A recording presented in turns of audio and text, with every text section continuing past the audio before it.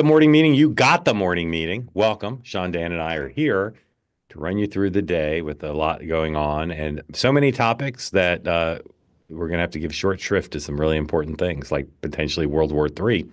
But we'll do that, and then we will take your questions and comments. If you're here on the two-way platform, please, as Jack and Professor Kenny have already done, raise your hand if you'd like to be part of this. I'm not going to say we need three new people today, but we sort of do. So please, if you've never asked a question before, join in. If you're watching on X or YouTube, don't raise your hand and don't say it with me now. Put smack in the chat. Everything you write, every thought in your head, we are the thought police, should be radiating peace, love, and understanding and a presumption of grace for all. Every voice welcome here. And here we go off to the races. Uh, Reminder first, what they used to call in the business housekeeping. It's probably not politically correct to call it that. You've got less than an hour if you want to Oh, submit. wait. If it's not politically correct, I'll let my wife know that she can no longer tell me to do housekeeping because Okay. I get told to do it quite often. Yeah. Uh, well, anyway, uh, you've got less than an hour if you want to submit questions. The People's Poll to be unveiled on this program on this coming Monday, national poll of 1,000 people. Go to my Substack for the link to the Google form to submit questions. I'm told by David Burrell we've been overwhelmed with excellent questions. So uh, uh, we don't need more. But if you want to get in under the wire, you've got during this program to multitask to submit your questions. Dan submitted questions. Sean, have you submitted any questions? Mm. Maybe This is you should very multitask. reminiscent of high school. Mr. Spicer, Yeah. I don't see Yeah. your homework in the Yeah. list. Yeah. Mr. Spicer, please get a question in just for marketing purposes. Okay. You can write one right here on the air, and maybe somebody from WIC is watching and they'll write it down. Or just Uh, crowd surf it. Put it in the chat, Sean. Take the yeah. best one and give him Yeah. credit. All right. Schedule today. The president, let's see, White House pool. Nothing interesting. National Review Online scripts. We've grown used to this. The president today, Intel briefing at 11. Once again, I'll point out if Joe Biden's briefing was 11, people would say, "Oh, he's an old man. He starts late," but no one's saying that.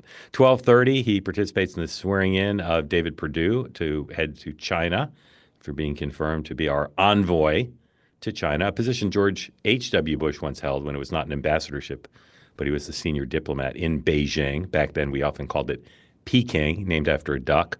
1 o'clock, simultaneous. The president has lunch with the vice president and uh, Caroline Levitt Briefs. In theory, if you look at the schedule and take it at face value, we were not seeing the president yesterday after a marathon, a veritable orgy of public appearances at the White House where he talked about all manner of things over and over again. We'll see if that holds. In the absence of the president's public appearances, the vice president's speech occurring in this hour, maybe we'll dip into it.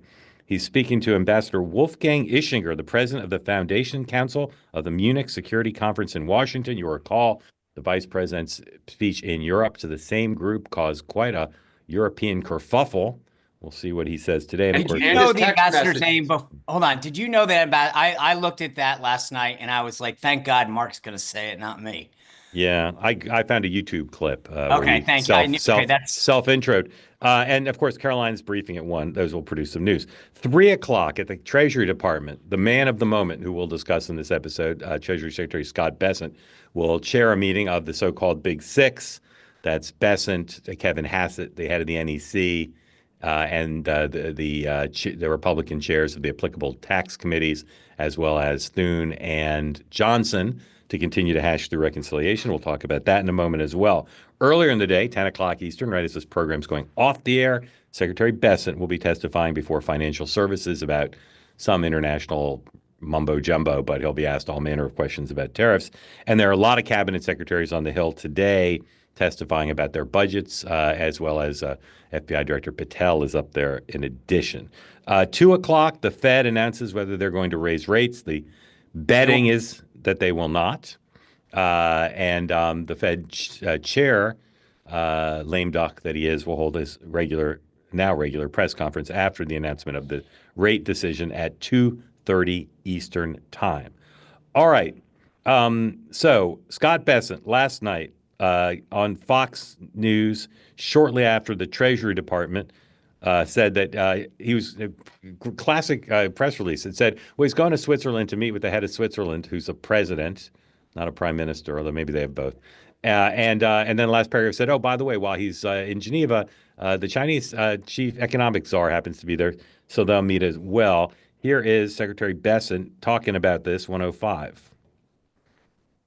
The world has been coming to the U.S., and China has been the missing piece. I was going to be in Switzerland to negotiate with the Swiss. Turns out the Chinese team is traveling through Europe, and they will be in Switzerland also. So we will meet on Saturday and Sunday.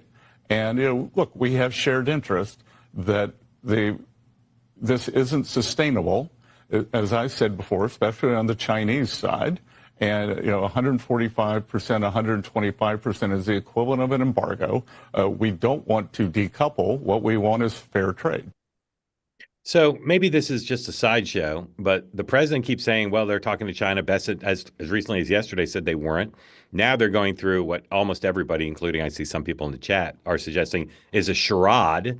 The notion that he's going to Europe to negotiate with the Swiss and the Chinese just happen to be there seems a bit far-fetched to many. Sean, why is it that they're pretending like this is just like a happy coincidence? Because it's the Chinese, and they want to, I think, do this delicately and de-escalate. But I don't really give a. I honestly think the logistics are pointless in the sense that the outcome, and this is what I've said over and over again. Who cares?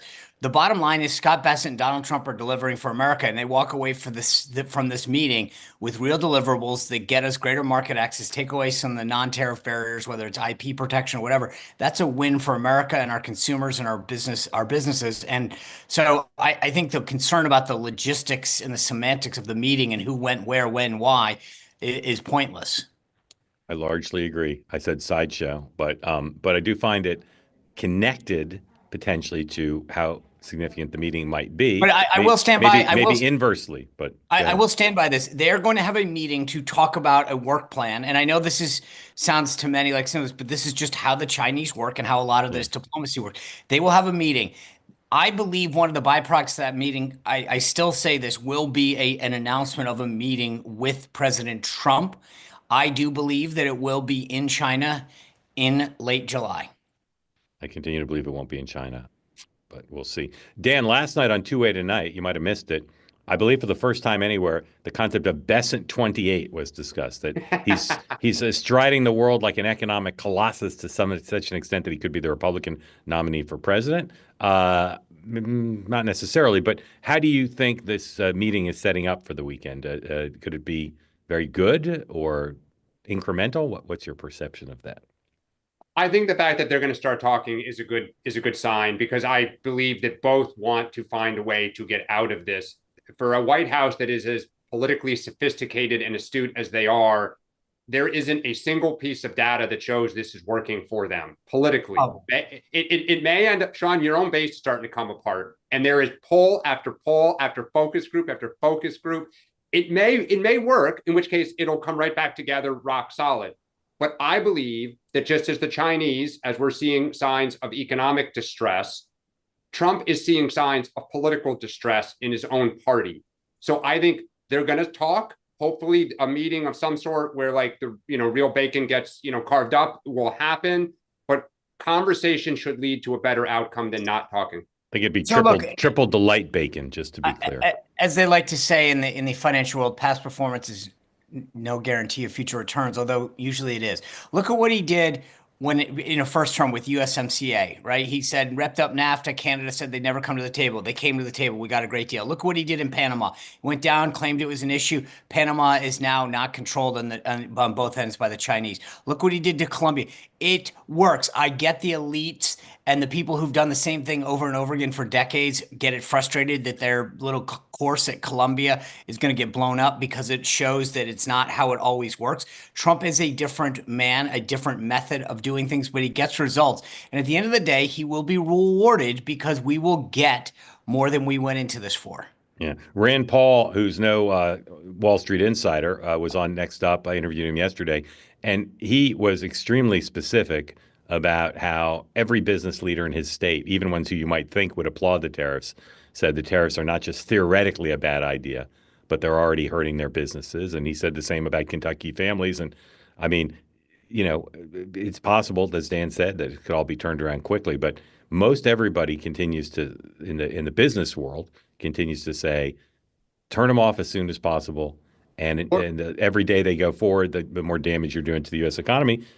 But maybe Sean will be Mark, right. I think though we got to stop saying just business people because more and more research is emerging that regular Yeah, Americans are yeah, saying we yeah, got real problems with this, and yeah. I'm not happy with Donald Trump. That is not Yep. Democrats. That is his own That's party that's what saying Rand that. that's what Rand But Paul said. but That's what but he I will said. say this: the way that this stuff is being framed, as I said before, is ridiculous. The idea of once people start to realize, hey, is it fair that our manufacturer? John, you guys have been putting these messages out. Your own base isn't believing it for the I get it, reasons but you that know you've what? said for six, But but for 6 months you've said it. You can spin all you want, but in he's their only been in gut, office, Dan, for 108 days.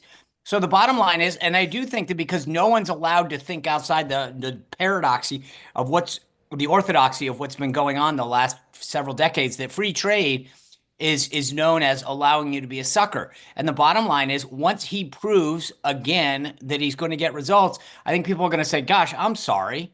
Yeah. And I mean, I, so I we'll I see. will I will say this: if he gets far enough that he's allowed to prove to people that yeah, they were wrong and he was right, Scott Bessent will be a big part of it because yeah. he is plugging the holes, reassuring the markets. The markets have been up despite everything, and that's most people I talk to say it's just a large extent because of Bessent. And you saw the futures, which were down in after closed trading yesterday. As soon as it was announced that Bessent was going to meet with the Chinese, they went back up, and they're in positive territory right now because people are hopeful, and they're hopeful not because of Lutnick, not because of Kevin Hassett, not because of Peter Navarro. As best I can tell, they're hopeful because of Scott Bessent. So we'll see. All right, there's a number of world hotspots. We could spend 2 hours on each of these.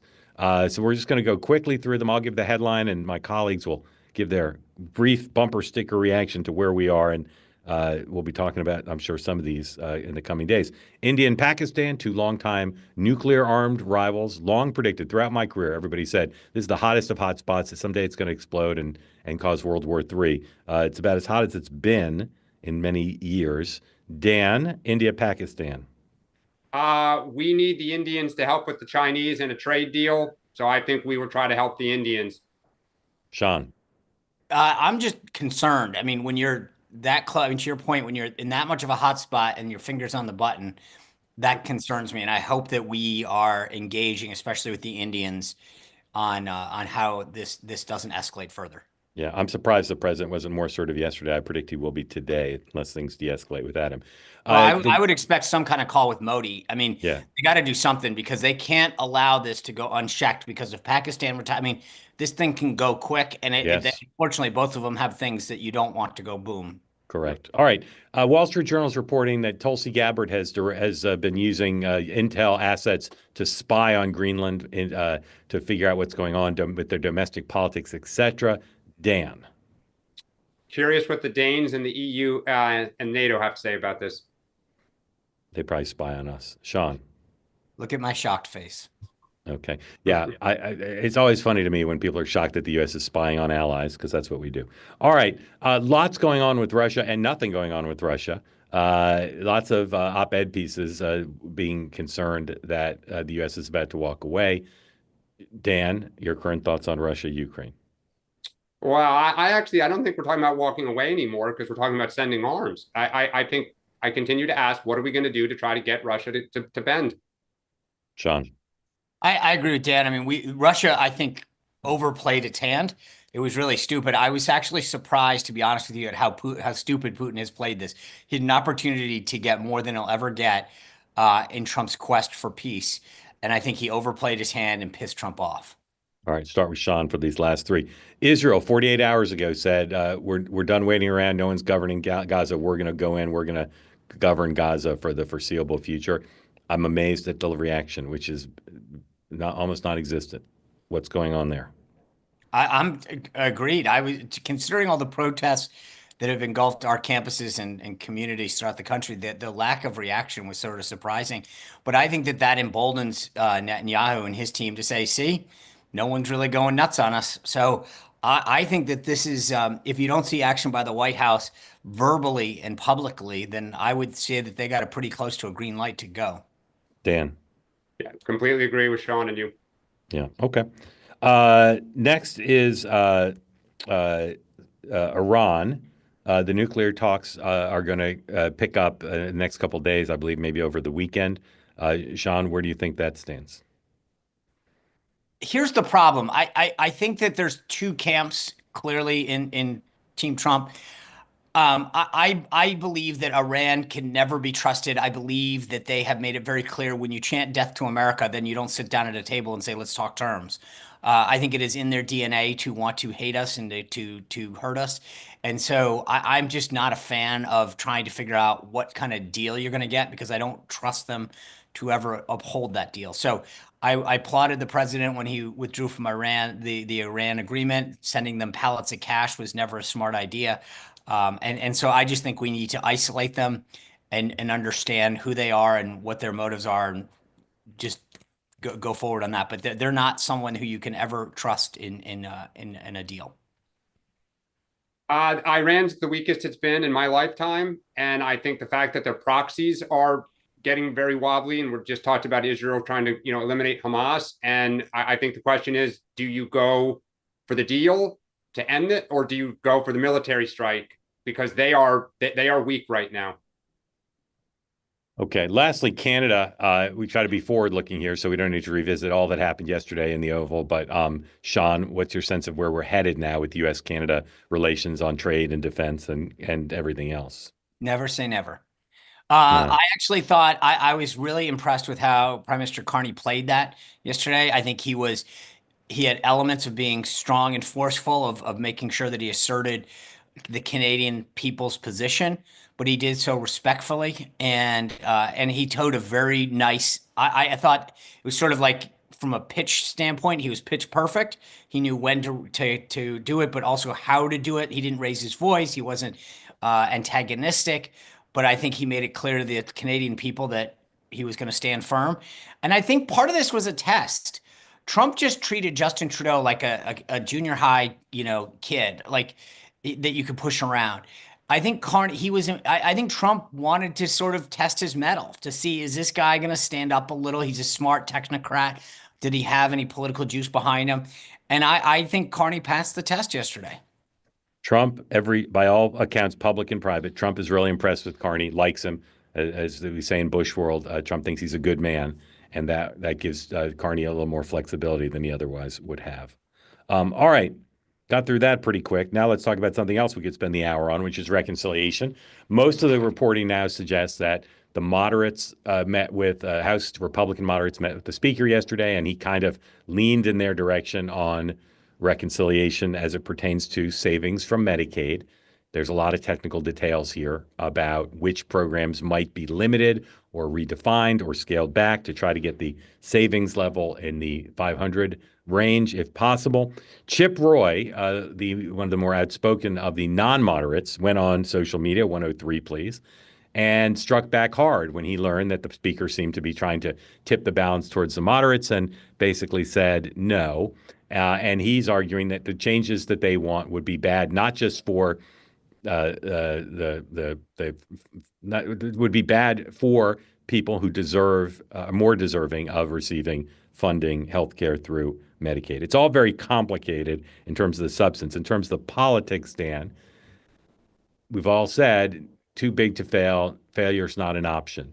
But Medicaid seems to continue to be the point that can't be squared. And the thing that I thought would come up eventually has come up, which is some House Republicans, both moderates and more conservatives, are saying we should not vote on a House version with Medicaid cuts until the White House and the Senate says that they'll pass that too. Because if they vote for the cuts and then it dies in the Senate, they still have the vote hung around their neck.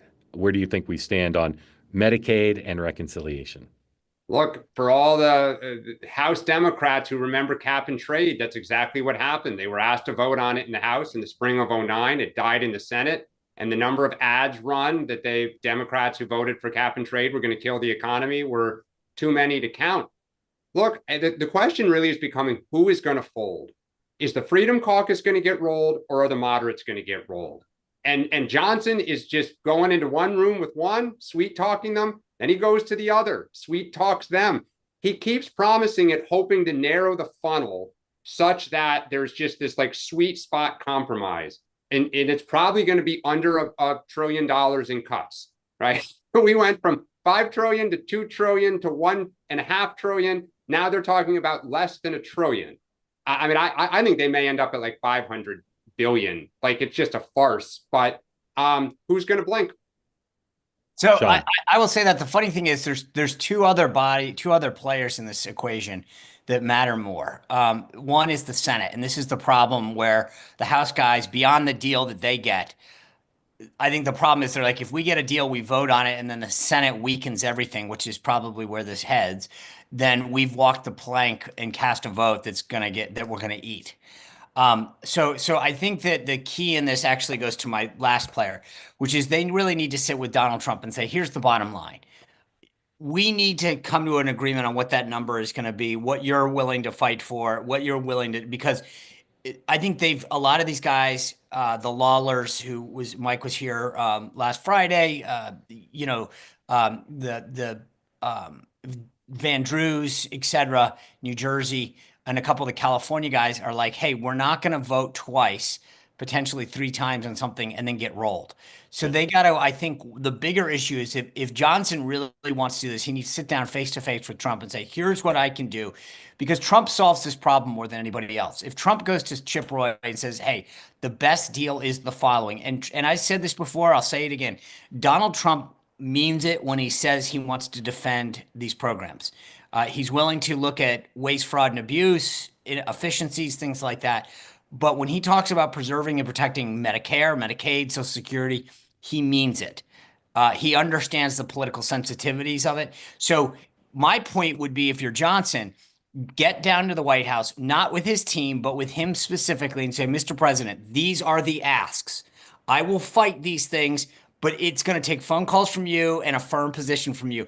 And if you're, and you just tell me where you're going to end up, and then we'll fight for that. But is he willing to own this though? Because my sense he has to. But my sense is he likes to critique. He does, but he has no choice. But the big six. I agree with you guys, but the big six will be discussing this. The challenge is there's no forcing mechanism for this intermediate decision, right? They have to make this intermediate decision in committee. It's separate from the Senate. It's separate from the president. And they're not going to get a final decision from the president or the Senate because there's no forcing mechanism for that. So that's the challenge. They're going to have to figure out how to solve it. I think. So you guys think they missed the Memorial Day deadline? Oh my God! Yes. That's deadline. We don't know what the deadline is until Scott Besson says what the X date is. No. You mean Johnson's deadline, not the X deadline, right? Well, no, but Johnson's deadline. Tied together. Johnson's deadline is going to have to be the X deadline, and that's Besson yesterday said it's getting close. They're on the warning track. Good sports metaphor. But they're not there yet. All right, let's do this one quickly because we got a few more topics to get to. Tom Tillis is publicly opposed, although he's offered some wiggle room. He said he could change his mind. He's publicly opposed the president's nominee to be the U.S. Attorney in D.C., Mr. Martin. There are other senators, I'm reliably told, Republican senators, who are also opposed, who haven't come out publicly. Tillis's opposition matters a lot because he's on judiciary. They could get him out of judiciary, take him straight to the floor, even if they get an unfavorable vote in committee with Tillis and all Democrats voting no. But Tillis is taking enormous heat, as he has in the past, from MAGA online. MAGA is, I don't even need to look for the stuff. My feed is just filled with MAGA folks saying he's dead. He's got a primary. He's up for re-election. Most people think he's a dead man walking. He'll never return to that seat. Sean, is Tom Tillis a principled man? Is he got a death wish? Why is he out there taking all this fire when there are other Republicans who don't think Martin should get the job too? The problem I have when you frame it that way is this is your hill to die on, right? So you've got 15 nominees, all sorts of other stuff. And suddenly now Ed Martin, and let's be honest, I've known Ed a long time. He was an RNC committee man. He led the Phyllis Schlafly Eagles organization. He's been a leader in the conservative movement for a long time. And has a lot of friends. Right. And the idea that I don't get this. Honestly, to me, I cannot believe that you chose the U.S. attorney for the District of Columbia to be the hill that you're going to die on. Yeah. It baffles me. And I have to think, to answer your question, that it's personal, that there's something that not because to me this is not like I'm going. You are going to earn the scorn of Charlie Kirk and Steve Bannon and all these other guys over Ed Martin. Again, for the U.S. attorney slot, it's not like he's up to be Secretary of Yeah. State. Yeah. And you saw the president put that truth out there. Ed was acting chief of staff of OMB before that. I mean, the president trusts Ed to execute his agenda, and I'm shocked at this one because Yeah. you're right. I mean, the bottom line is if he opposes him, I don't think anyone in North Carolina cares who the U.S. attorney is for the District Yeah. of Columbia, and you will lose your Yeah. primary. Yeah. He did say at one point yesterday, I saw the quote, well, I don't know what would take to change my mind, but maybe my mind could be changed, or some words to that effect. Dan, anything you want to say about this? The only other option is he just finally had enough. I mean, Yeah. he walked the plank on Hegseth, and I'm Yeah. sure he's embarrassed. I've Yeah. been practicing this for the last couple of weeks, so I'm gonna just tap into. Guess what? He caves. 3 o'clock today. He caves. He might. He might. No. I still think he's a dead It's a man very walking. strong premonition. He might. 3 o'clock today. But Says he had a conversation and he caves. Done. yeah. So, and again, it's a win for MAGA in this sense, regardless of what happens with this one, Mr. Martin, which is they've shown, as they did with Joni Ernst, mess with MAGA at your peril. Any Republican senator besides Rand Paul, Susan Collins, Murkowski, and McConnell, because they've shown they're impervious. Anyone else, if you're thinking of getting out of line, think again, because this is what will happen to you. That's the message that MAGA is sending. All right. Dan said right before the show, Donald Trump, luckiest man in politics. If someone said to him, Mr. President, sir, as they say in the story, sir, if you could have any three people back in the news, who would you want? He'd say, well, let me think. You mean besides the squad, right? Yeah, yes, sir, besides the squad. He'd say, well, I'd like the Bush family back. I'd like Joe Biden back. I'd like Kamala Harris back. So the Bushes are back because tomorrow. O'Donnell. Tomorrow at the White House, they're honoring Barbara Bush with a stamp at President Bush. 43 is not going. Dora Bush is going. I have to say, I know this from reporting from 2016. They're literally Adam Schiff, Tom Edsall, anybody you want. There's literally no one, I think, ever who's lived on this planet who detested Donald Trump more than Barbara Bush. I feel comfortable in saying that. And yet they're honoring her in the White House tomorrow. Incredible. I need more backstory there. Hopefully we'll have that tomorrow. Kamala Harris back in the news because she, according to Fox News 108, is coming to New York City next week. Maybe she'll have a chance to eat at the Polo Bar again, doing a big fundraiser for the DNC in Gotham City on Tuesday.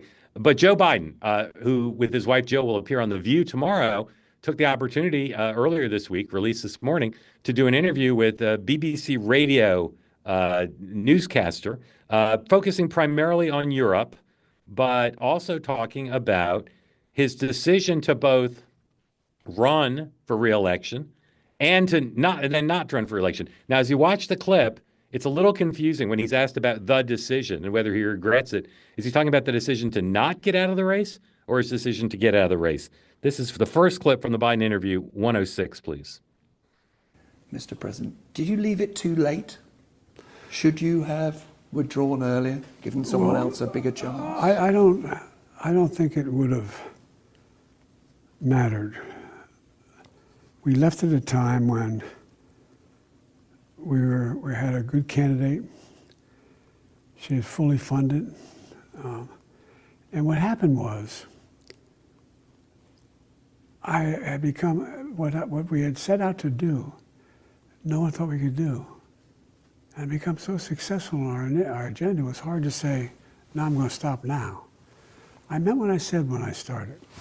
That I think I'm prepared to hand this to the next generation. It's a transition government. But things moved so quickly that it made it difficult to walk away, it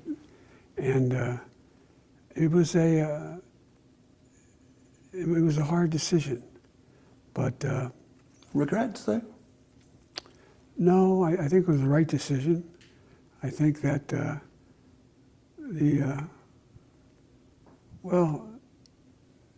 it was just a difficult decision. All right, I could call bullshit on almost every syllable, but the thing I'll focus on, he did not think Kamala Harris was a strong candidate. He didn't. So, I mean, to say, well, I'm blameless because I left behind a well-funded candidate. Yes, she had money, but she was not a strong candidate in his view. Dan, again, it's confusing to me because I don't know if they're talking about the first decision or the second, but what's your reaction to that agonizing clip? Why is he doing this? Like, it's not helping the party and it's not helping him. I just think that he lacks complete self-awareness about the damage that he did with his presidency. I mean, just across the board, and obviously the decision to run for re-election and what happened. And he just, I mean, whether it's him or some of the aides at the Harvard Institute or others, they're just, I imagine he just wants to be relevant. He misses the spotlight a little. If somebody calls, he'll answer, right? Like, you want to come speak to Social Security for $100,000? I'd love to. You want to come talk to the BBC? Yes. Like, because he was in it for 50 years. But I don't go on the View. Sure. Yeah, I mean, I'll be very curious what happens tomorrow. It just makes me sad to see him doing this. I wish he would be like the Reagans that went quietly with, dignity and grace into the, twilight and managed those last few appearances very, very well. It's tough to watch that. Sean. Yeah, in the spirit of the conclave starting today, I'll temper my comments, but I would just say I'll associate it more with Dan, which is, where's Jill Biden in this? Meaning, I He's thought going that on the View with them. I know, but that's what I mean. That Jill has always been so protective of him and his image. The idea of allowing this to happen to me is embarrassing for him. Yep. I again, the idea of when you go do an interview, you should, I mean, that to me, that was going to be the number 1, 2, 3 question, right? So the idea that you look so unprepared for the most obvious question, not to mention just his physical and mental state, just doesn't look good. And this is I'll play amateur psychiatrist and psychologist on Jill Biden. She is protective of his image, and she knows that history is going to record a very significant part of his record of being the final months of his presidency and the humiliation of being forced to give up the nomination. I think they're going for redemption. Good luck if that's the kind of quality of presentation he's going to have for redemption. Now, Republican and Democratic presidents before Donald Trump had an unwritten rule, which is you leave office and you shut up. You don't talk about public affairs very much. If you do, it's in a nonpartisan way. You certainly don't criticize your successor. Donald Trump broke that rule. He spent 4 years attacking Joe Biden personally and repeatedly. You could say, if you're a Democrat, that was bad. You could also say, well, it's okay now if we do it too. All right, that if Trump's going to do it, we're going to do it. And I would say probably better to criticize Trump for doing it rather than emulating him. Joe Biden, most of this interview was spent trashing Donald Trump. Here then, 107 is Joe Biden criticizing Donald Trump in personal terms. One example from this interview. Listen to what Putin said when he talked about going from Kiev into Ukraine. And why? He can't stand the fact that the Russian dictatorship that he runs, that the Soviet Union has collapsed. And anybody thinks he's going to stop is just foolish. Foolish. Called him foolish. Called him lots of other things. Never named him, but criticized him. Dan, if you were an advisor to Joe Biden, would you say, look, it's a crisis. This is an existential threat to democracy and the American way of life and the fate of the planet. You need to be out there criticizing Donald Trump, or would you say adhere to the tradition of your predecessors? I don't think he should necessarily, or any president anymore, should adhere, because Trump just has obliterated that concept. I think it's like, we're not going to go back to the way it was in the 80s and the 90s. So in that regard, fine. But think about what Trump first started going after Biden on. It was inflation, the crisis at the border when there were hundreds of thousands of people, streaming over, and the Afghanistan withdrawal, right? Kind of real debacles. The public was on his side. He was speaking, kind of for the majority of the country. Biden, I've always thought this, even in those last few months when he was the candidate, got most animated, was most kind of with it talking about foreign policy. I think it was that NATO summit in the DC convention hall, there's a convention center that he did. It's one of his last press conferences where he got up there and was, kind of talking about it. So I think he believes it, which is fine, and I agree with a lot of what he said. But we just had an election on this, and the majority of the people do want this to end. The question is just like, how do we bring this to an end? But to me, he sounded like a bitter old man, just kind of sitting there talking about like, the way things should be and the way they were 20, 30 years ago. It's a different world. It's a different political dynamic. And again, like, who are you helping with this? Sean. Politically. There's a bit of missing context in President Biden's remarks. The reason that Putin, he wants to talk about listen to Putin. Yeah, listen to Putin. Why did he invade Ukraine? Because of Biden's feckless leadership and the pullout of Afghanistan. Biden wouldn't have had to deal with this if he hadn't screwed up Afghanistan, if he hadn't allowed it. The reason, I mean, look at the record. You want to talk about what Putin said and did. He invaded Crimea under Obama. Biden, remember Obama going to Medvedev and saying, tell Vladimir I'll have more flexibility after the election. Right? Remember the reset button that Hillary Clinton carried. Remember the fact that it was under Biden that he invaded Ukraine. So if we want to look and listen to Putin, then listen and look at what he did during his tenure, during Obama's tenure. Because for 4 years under Donald Trump's first term, he did nothing. He feared Trump. So the bottom line is that Joe Biden should just go back to his beach in Delaware, sit under his umbrella, and read a book. All right, one last topic, then we're going to get to you. Please raise your hands if you'd like to be in the conversation. Say a little prayer for every White House reporter who for the last 20 hours has been on the hook from their editors to break the story of what WTF Donald Trump was talking about when he said this yesterday. We're going to, as you know, the Middle East, Saudi Arabia.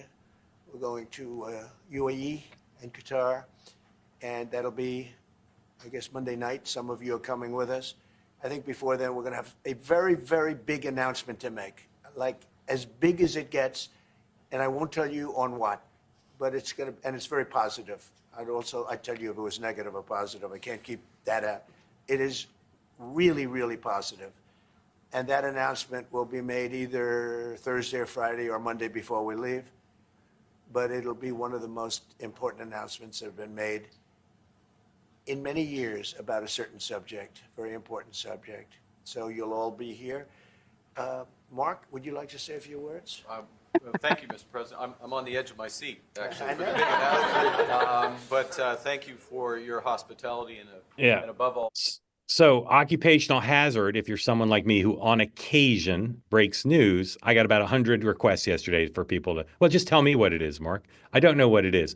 But in order to stave off everybody asking me again today, I put on Twitter, I think it's a Abraham Accord 2 deal between Israel and Saudi Arabia. That's what I think it is. They're going to announce it out of the blue that they've reached a deal for a peace pact between them. Sean, what is it? Well, first Stipulate of all, you don't know, but yes. No, but I will say this. I do love it when you listen to how he teases something and you saw Mark Carney there. Like, it's so amazing. He incorporates every piece. It'll be one of the following days. It'll be about a subject. It'll be about this. And you're going to be very happy because it's I'm obligated to tell you it's good news, as if there's some rule book that says he's got right. But it was just the buildup is so phenomenal. I mean, anyway, yeah. I love the way he gets. I mean, best in show. Look, I do think it could be numerous things. That's the dirty secret. He could have a lot of things up his sleeve. It could be what you're mentioning. It could be a deal with India. And it could be something as simple as, there's a lot of rumors about renaming the Persian Gulf, the Arabian Gulf. And so it could be something of that simple nature. But no. I think that there's a range of things that it can be. You want to lock in on one? We're just playing big casino here. Pick one. I think the easy is always my default, that I think he's going to announce the Arabian Gulf as the official position of the United States. If he does that, it falls far short of the hype. Dan. Well, the only thing I would add is there's rumors that we're going to have a new Air Force One, a temporary new Air Force One with the new color scheme that he, of course, prefers. Perhaps he will travel to the Middle East on said temporary plane. If it's either of those things, He is ridiculous. Well, first of all, I'll just say this, Dan. The plane in question is beautiful, but I will say it is not. There's no way that is even close to being. That's bigger than renaming the Gulf, which I is already mean, called that we're by all many grabbing people. at No. To I'm Dan's not point, grabbing at straws, dude. I'm Hold throwing on, down hold on. world sorry. history. Just to be clear, what I'm The one betting on. reporter on here. Just to be clear, what I'm betting on, he cannot fly on a plane that is not equipped with the appropriate security, and that plane is not ready. Yeah. All right. Well, For when a it's few years. when it's the Abraham Accords 2, Okay. someone will remember I said it. Maybe Okay. they're Ken, assigning what if they assign that version of Abraham Accord 2 in the Arabian Gulf? or what if they rename the Brady briefing room the Ivanka and Jared briefing room? What if that's the announcement? Or our embassy, Ken, welcome in. Thank you Look for at that joining. flag. Welcome to Two Way, and please tell us where you are and what's on your mind. In Pembroke, Mass, just south of Boston. Yes, sir. The second time calling in. You weren't around, Mark. You were traveling in Europe, I believe, when Dan called on me last time. I have a question actually to Dan and to a certain extent, Sean. Lately, when, Mark, you've had these Democratic strategists on, okay, they all talk about how bad the economy is. Okay, they're saying the economy's bad, everything looks bad. Unemployment is at 4.2% right now. Optimum is between 3.5 and 5%. So that's pretty good. Inflation is about 2.39%, which is pretty good. So the economy isn't bad yet. Now, Well, just to be clear, and I could give you more positives, but there's also negative statistics about the economy. So it's mixed. But I'll say, and I'm sorry to interrupt you, but I've been wanting to say this for a while. You know, John McCain in 2008 was derided for saying the fundamentals of the economy are strong. I actually think there's an argument, even with the tariffs doing the damage they've done already, that the fundamentals of the economy are pretty strong, particularly compared to the rest of the world. So Absolutely. you're not wrong, sir, but there are economic statistics that are negative, and I think it's misleading. I say with respect. It's misleading to cite a few stats and say, well, that's positive, so the economy's good. It's mixed. well, yeah, I agree it's mixed. But if you listen to the Democratic strategist, it isn't mixed. It's bad. Yeah. And it's I going to hear get you. worse. I think the comments that on your um, session last night or yesterday afternoon, where your two Democratic strategists were saying, I believe by the end of the year it's going to get really worse, and he's going to lose his base, and Yeah. the economy is going to go in the dumper. Well, it doesn't seem like that. I think there's a lot of hype that when Rand Paul says all of the tariffs are going to be a tax and it's hurting everyday Americans. I haven't seen a lot of that yet. I mean, there are some, but they say it's slowing down at the ports, but it's some. So if you look at, Trump's not stupid. He's going to maybe pull some rabbits out of the hat. I mean, he just said he may do that this week in terms of an agreement with India or whatever.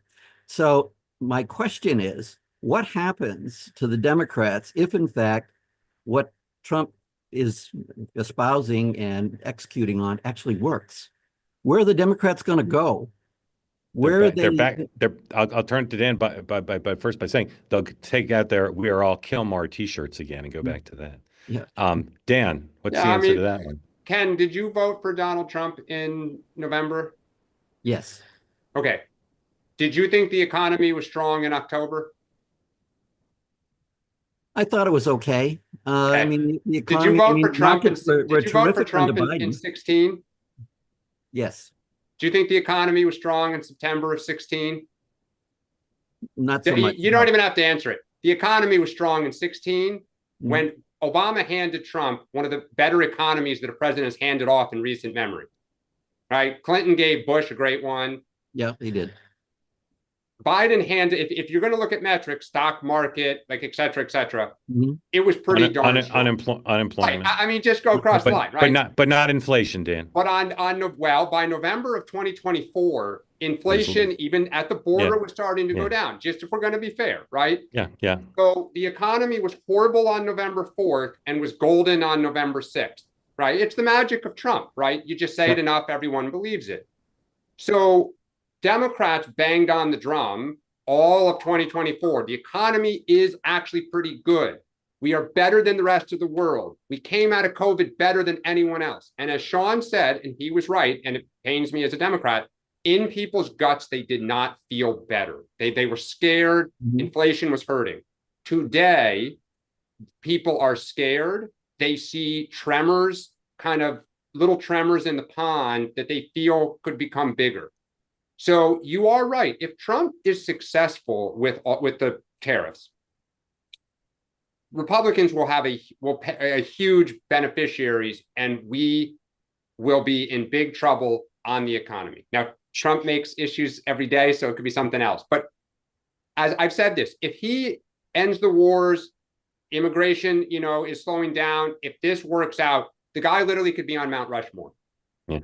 Just a little news before Sean responds. Vice President this morning, moments ago at the security conference, says about the Russians, they're asking for a certain set of requirements, a certain set of concessions in order to end the conflict.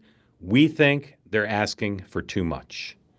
It's a pretty finer point on it than you normally hear from the administration. Sean. Well, first on that, because of Joe Biden. He's right. I mean, he's right, meaning JD is right, because they are asking for too much. The idea of these future security assurances on their behalf about the status of Ukraine is ridiculous. So I'm glad that the vice president's acknowledged that. And again, it continues to show what I said earlier, that Putin has overplayed his hand on this thing. Look, I will just say what I've said for a long, long time. People vote on two things, both gut visceral issues, personal security and economic security. How do you feel? So what some politician or pundit says is largely irrespective of how people feel when they go to the ballot box. They will be moved. Either they feel good about their lives. Do they feel secure when they walk down the street? Do they feel like they've got some extra money in their pocket, or they're saving, or do they not? And you cannot be convinced otherwise because somebody tells you that. So you can be affirmed in that position by somebody saying, wow, don't you agree that you feel better? So I think, look, I believe that Donald Trump, as I've said before, is betting a ton on the fact that he's going to be rewarded for looking out for America and our country and our businesses and the workers that they employ. So I'm happy and excited that he's doing this stuff, and I believe that he will prevail in this and be rewarded politically. Okay. Ken, thank you for coming in. Grateful to you. Appreciate it. Thank you so much. Okay. Oh,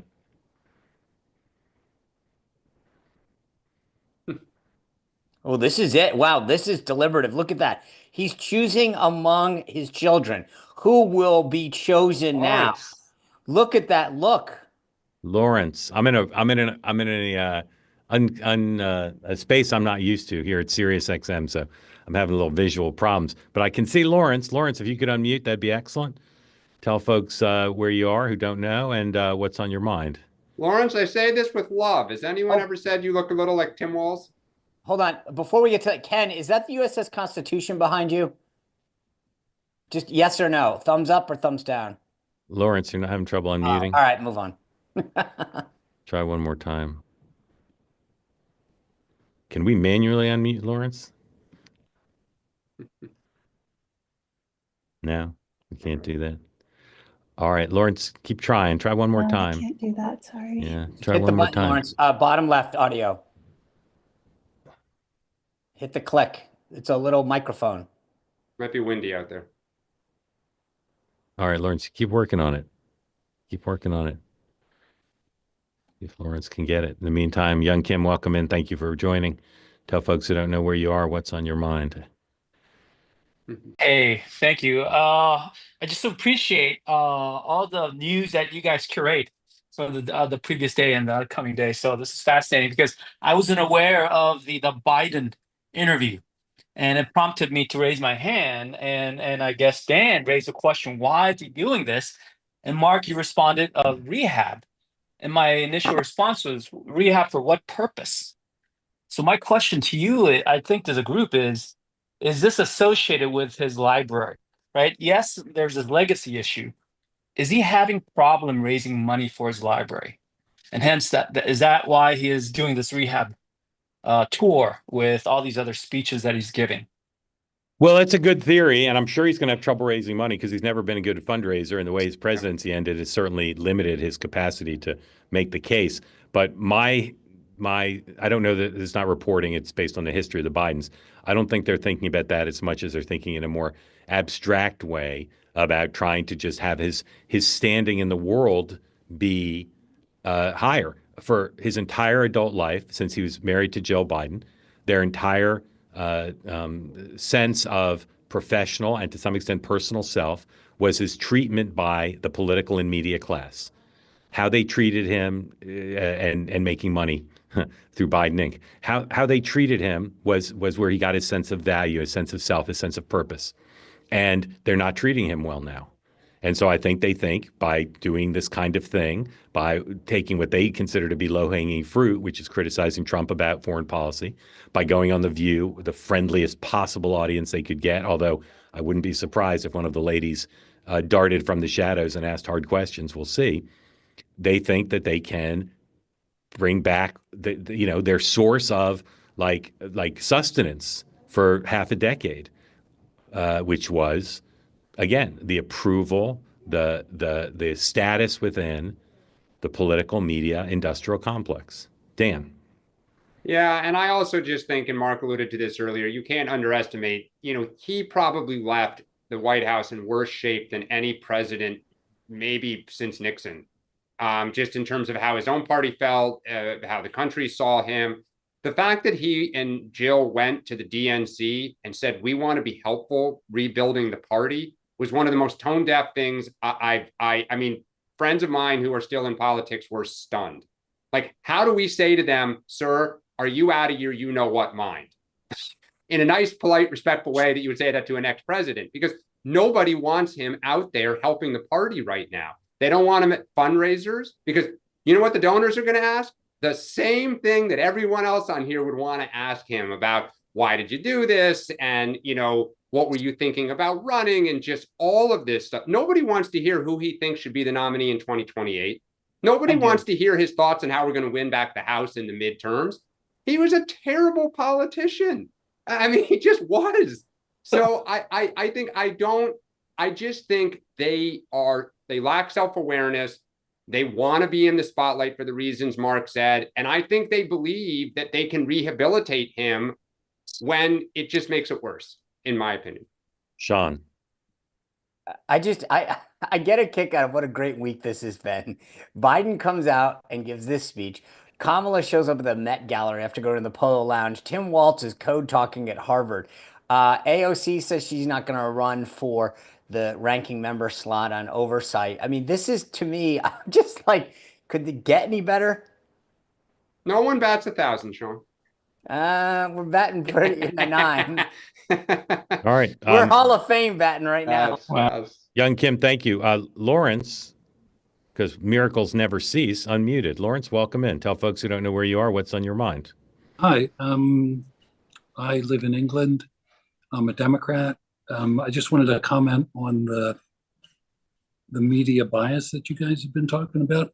Yes, sir. I moved over here in '92, and the mainstream press has changed quite a lot in 30 years. And I think it accelerated during COVID, but I think it was pretty much heading that way anyway. And the state of play today for me, it feels like the media think they are the unofficial spokespeople for a political party, which I think makes it a lot easier to understand the hostility from the media when they're interviewing a politician. Lawrence, let me ask you a question, Lawrence, and you're not necessarily qualified to answer. I'm going to ask you to speculate, but I'll be curious to know what you think. If you made those remarks to the publishers of the New York Times, the Washington Post, and the presidents of NBC News, CBS News, and ABC News, what do you think they'd say to you? I don't think they disagree. I actually think that they believe their function is to act as the unofficial spokespeople for a political party. Okay. So I don't think they see themselves as. I can tell you that all three of those people would deny it. They would deny it indignantly. So now my question to you is, what is it that they don't see that you see? I think a bit of it is because I live over here. I go back to the US a few times a year. So it's different for me to hear an American talking to other Americans about what's going on in America. There's a sound to it. So I go back a few times a year and I can hear that. And over 30 years, it's just changed. Next time you come, bring me some Cadbury eggs. We don't have those over here. Sean, a comment or question for Lawrence? I'm going to ask this in a different way. As a Democrat, why do you not get reaffirmed by that? Like, I'm intrigued by your concern. Most Democrats are in the bucket that Mark described. I mean, I guess my concern, I'm an American. It's no, I get it, and I appreciate that. That's why I'm asking. I don't actually think you do. It's dangerous to not have a free and skeptical press. I don't think we have one. Somebody said yesterday that the news is overwhelmingly negative about coverage of the White House. Well, that's not true. If you're listening to Fox News, it's 100% positive. So you can see the difference. I mean, the news is kind of whatever you want it to be, depending on who you're going to listen to, which is horseshit. It's not what press is supposed to be. It's dangerous. I think where we find ourselves is in a very bad spot. I think it's dangerous. Well, whether or not I'm a Democrat or not is irrelevant. No, it is relevant, because this is why I asked, because I think you're spot on. I actually share exactly what you said. I think my view is that, we have the freedom of press, we have the freedom of assembly. And so if someone wants to be a cheerleader, great. If someone wants to be a critic, great. But the purpose of news is to inform and to be straight. And so I actually share and associate my beliefs with your comments. And that's why I asked, because most Democrats, I think, would associate themselves with the way that Mark described it. They don't see it. I give you a lot of credit for actually seeing the purpose of it, because I don't think a lot of people do share that and have your perspective as somebody who's able to see it from the outside. I tend to agree with that, but I think it's because it's like the boiling frog, where you don't really realize how much things are changing because you're constantly adapting. Over 30 years, it's incremental.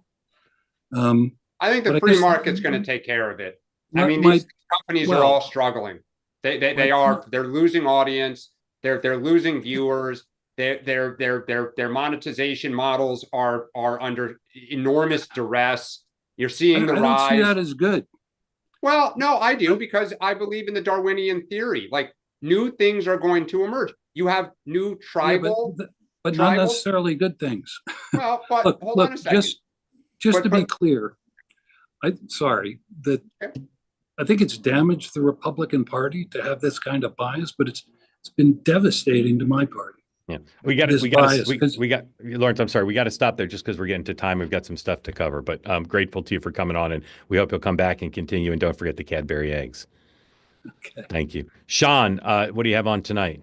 Congresswoman Beth Van Duyne. We're going to talk a little reconciliation and tariffs. So she is a shining star in the Republican conference, and I'm looking forward to getting her take.